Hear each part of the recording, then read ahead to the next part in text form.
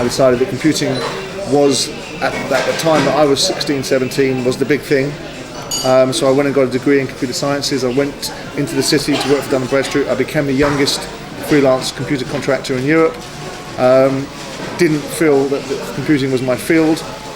Mobile phones was coming up, and decided to go and start a mobile phone business called the Pocket Phone Shop, which became, Europe's fastest expanding retailer, the country's fastest expanding mobile phone retailer, and a business that built 220 shops in 5 years with no funding, no investment, and no borrowings. I'm a bit of a terminator. I don't stop. I won't stop until I get to where I want. And unfortunately, sometimes that means that staff that work with me either get burned or churned, but I demand my pound of flesh from people. I work very hard myself, or I work very hard at that business. I was the first one in, the last one out. I led by example. I believe that if you want someone to do something, that you have to do it first and be better at it than them before you can delegate it to them to make sure to understand what result you're going to get back. So I just drove the business, and it's like Gary Player said, the harder you work, the luckier you become. And there is no great secret. It's about hard work and having sometimes a little bit of luck and the courage of your convictions. I'm a leader. I'm one of those people. One of my biggest strengths, if I have strength, is the fact that I'm a very passionate person about what I do, and I think people like passion, not just passion for passion's sake, but enthusiasm.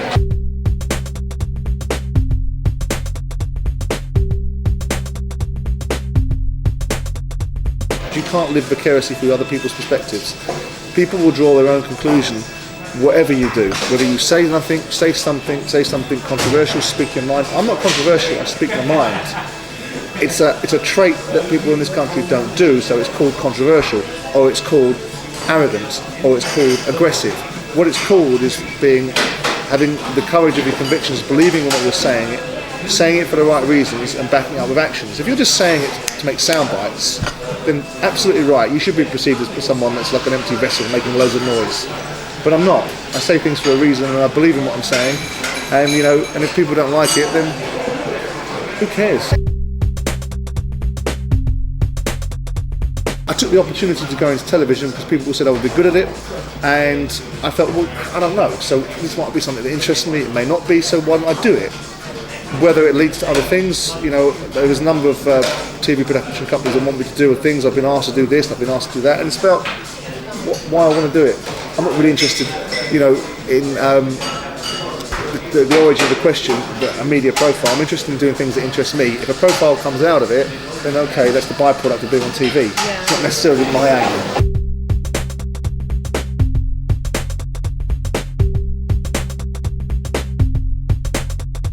Opening up business in this country is one of the hardest things in the world, because every reason not to do it is given to you, and every bank won't support you, and government taxes you from the moment you open a business to the moment you close it or sell it.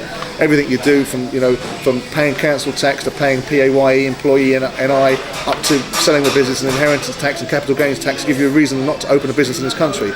So anyone that's got the courage of their convictions to do it, I admire, and I wanted to do things with start-up businesses, because when I started my business, everybody promised me that they would help me, and no one ever did. And I said that if the opportunity came for me to help people that were good ideas, not stupid ideas, but good ideas, and I've actually got the courage of their convictions to follow it through, then I would look at investing in start-up businesses. I think it's very important, and it's something I do very badly. Right. Yeah, really? I can't schmooze. I can't do it. Whether it's this self-made man mentality. I hate trust fund babies. I hate people that inherit money. I don't hate them, I just don't particularly respect them, because I think that they haven't earned the right to have the things they have.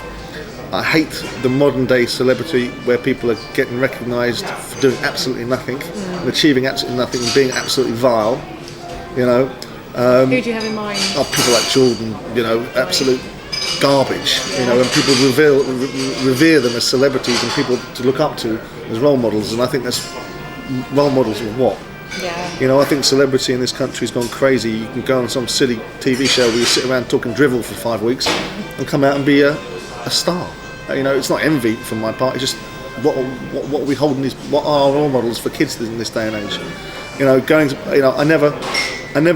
never taken a free lunch. I've never gone to free parties. I never go to premieres. I never go to those things. I hate it.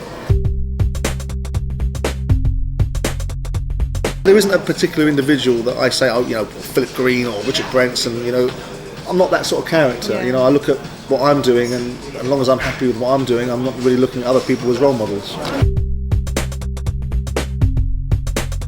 It's all about what you're prepared to do, and I always say to staff and to people that work with me and for me, it's about what you're prepared to do. It's not about what other people are prepared to do. It's not about obstacles. In life, everyone has challenges, and those that succeed are the people that overcome the challenge that's in front of them, whatever that challenge is. Go through it, under it, over it, smash past it. To achieve things in life, you have to take on challenges and you have to beat them. If you want to be an entrepreneur and you want to be successful, then you've got to do what it takes, and whatever it takes is what it takes. And if that means you've got to work 18-hour days, if that means you've got to fight everybody to get what you want, then that's what you have to do.